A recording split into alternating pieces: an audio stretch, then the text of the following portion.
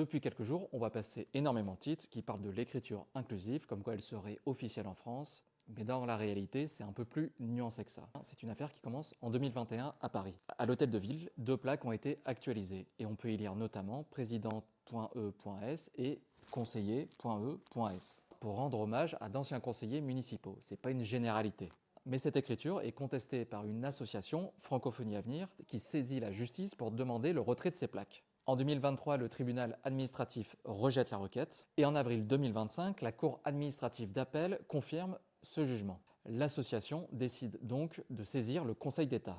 Et c'est donc fin 2025 que la haute juridiction administrative tranche. Elle estime que l'écriture inclusive, et notamment l'usage du point médian, n'est pas une autre langue que le français, et que son utilisation dans ce cas précis ne relève pas d'une prise de position politique ou idéologique. Donc en gros, le Conseil d'État ne prône pas l'utilisation de l'écriture inclusive, il explique juste que son utilisation n'est pas illégale. Mais malgré ça, cette décision relance le débat. Et l'Académie française a réaffirmé son opposition, car pour elle, elle nuit à la lisibilité et à l'équilibre de la langue française. On le rappelle, cette opposition n'est que symbolique. En effet, l'Académie française n'a aucun pouvoir juridique. Et depuis 1903, elle ne compte aucun linguiste.